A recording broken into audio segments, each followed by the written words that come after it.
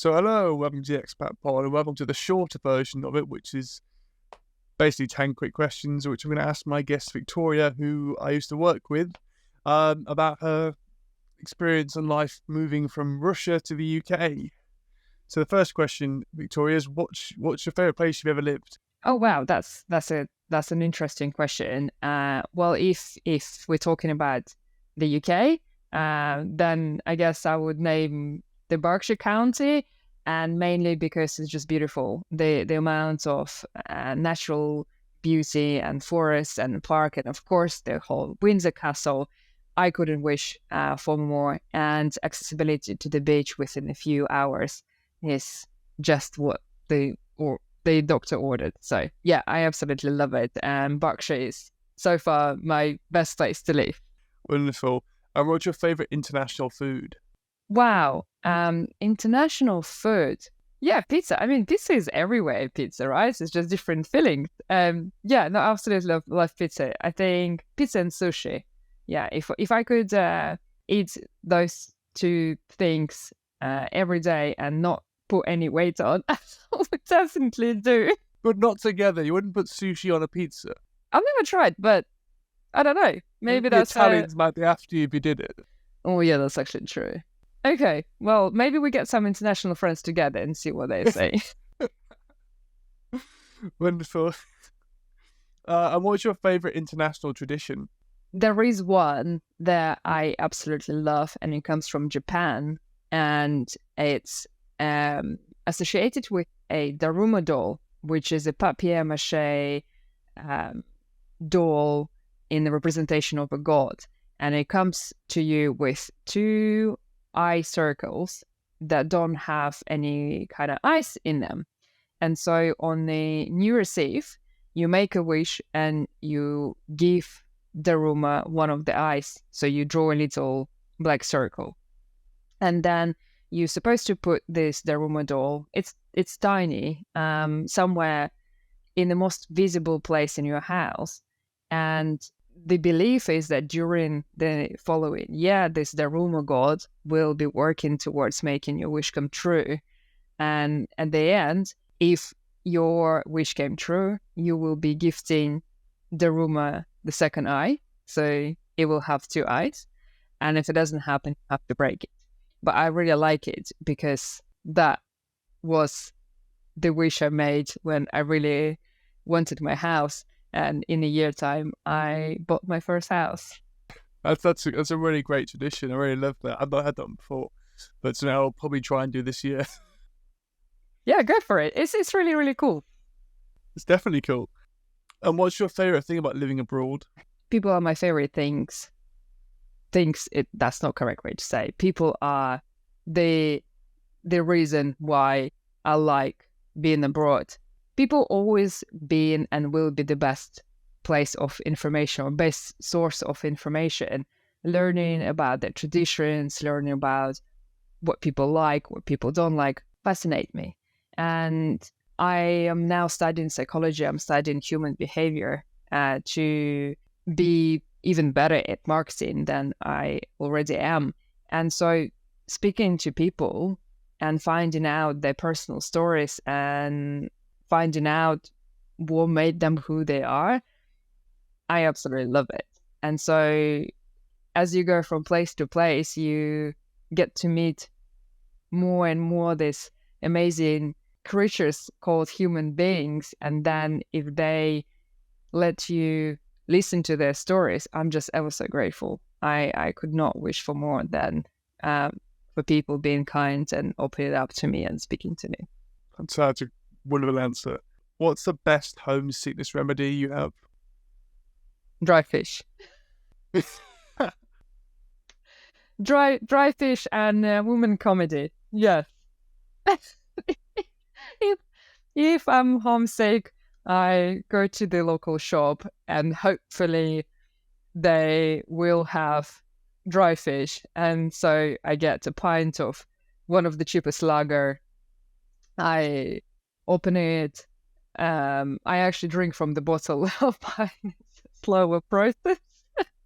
And then I eat dry fish and I watch Russian women comedy, and I just it just resonates to me, and I'm like, thanks God I'm not there anymore.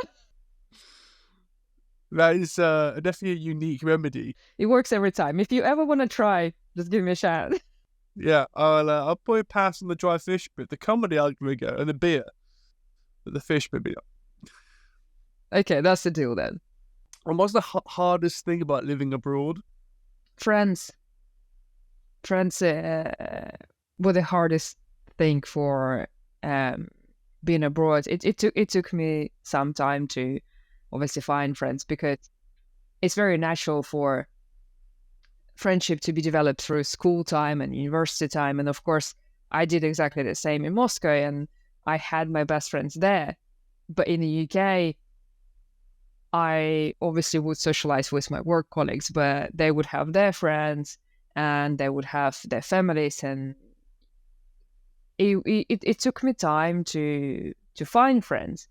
And sometimes if you are not in the same field, when the topics for conversation finish, people normally start switching to the joint history. I don't have the same history that British people have. I haven't grown up watching the same cartoons. I haven't grown up listening to the same music. And so that would become challenging. And yeah, friends, I missed a lot. I missed a lot those connections and, the stories that we would share and things that we would remember doing together. So that was always the hardest thing. And of course, with time difference, and it's not always been easy to connect and speak or have a video call. Everyone has their own life, and people are moving on. And as longer I stayed in the UK, as more difficult it became to stay in touch. So yeah, and people do say that your home is not the place, it's the people that you are with. Definitely. Yeah, and you're right with the shared histories. It's difficult at all to make small talk. Yeah, exactly. What's the best phrase you've learned whilst living abroad? I don't know. You guys have got so many different idioms that not always translate in the same way. And I think at the beginning, I was just amazed by learning them. So things like raining like cats and dogs, like that doesn't make sense. Or house on fire. That again, like it just doesn't make sense. So okay, I have one. This one hopefully will be funny. Joey Essex. Yes. So Sadly. everyone take a piece out of the man. I personally still debating if he's pretending or if he's actually the way that he is. But after some of the silly series I watch, Salty Potato is my favorite. So I know this is not a British thing, but that's how Joe was described in A Very Hot Girl. And he would say, it's like salty potato. I was like, this is just blowing my mind. But you know what? It's just funny, so I'm gonna stick to it. I've never heard of that before, but thank you for showing this. Well, you haven't watched enough of Joe Essex. I'll have to find the clip and I'll have to put a link to it on my channel or something. This one. What's your best way of making new friends? Right now, the best way for me to make friends is to go through networking events, and that is to do with the startup, technology, or marketing. I don't know if it's an unfortunate fact or not, but marketing for me is not just a job. It's the way I live my life. I live and breathe marketing, and it just happened that all my friends are in a similar industry and they do similar things, so they're somehow involved in marketing. So unfortunately, it's very difficult for me to make friends with people who don't know or understand marketing at all, because I'm like, I don't know what to talk about. And yeah, because the history can be shared for so long, but in the end, you have to develop together as friends. You can't stay on small talks forever. At some point, you continue developing yourself and each other.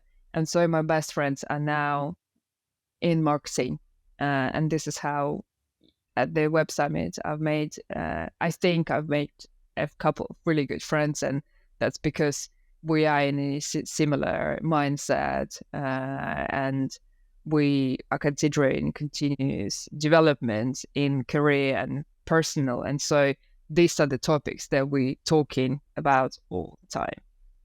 It's kind of a shared struggle or experience. Yeah, I guess it's a topic because, like, I'm not interested in football, for example. So I can't go to watch football in a pub because, well, I know nothing. I don't talk about celebrities. They don't interest me. I am not a filmmaker. Apart from Joey 6. Yeah. But yeah, it's just, I don't speak about politics because, again, like, I have very limited knowledge and I'd rather not to say anything. But I love marketing, I love psychology, I love technology, and I am fascinated by people who are able to run their own business. So for me, that's where my friends are right now. They're business developers, they're startup companies, they're software developers. So anything techie, marketing, business orientated, that's my crowd. Amazing. What's the best thing about your new city? Well, Bielefeld is not really a city. It's a tiny village in Berkshire. But I think after being born and raised in one of the busiest cities in the world, I really, really enjoy waking up from the birds singing outside my window, rather than somebody drunken singing songs below my window. So yeah, that's a Romeo and Juliet situation. Yeah, but in a very, like, bad way. Yeah, I think I enjoy the peace and quiet in a nice possible way. I absolutely love going to London, but I would never be able to live there. I've done my city life bit. I'm done with that. You've ticked it off. Yeah. And last question, what's your best expat life hack? Don't be shy. I think a lot of people who come to a new country, at the beginning, they're very brave. They're like, I'm going there. And then at some point, they start feeling that they're not good enough. And for that, I say, don't be shy. Just show who you really are, because people will either like you for who you are and they will become your best friends, or they will not. But then they're not the people that you want to socialize with. So don't pretend and don't be shy. It's like a fake it till you make it kind of thing. Yeah, exactly. But don't fake it. Just be who you are. Don't be afraid of being who you are, because people who will like you will become your best friends, and people who don't, they're just not for you. And that's okay. You're never going to be everyone's friend. Yeah, exactly. Wonderful. Well, thank you for your time, and thank you for joining me on this podcast, and hopefully we'll see you next time for the Expat Pod. Yes, thank you very much, James.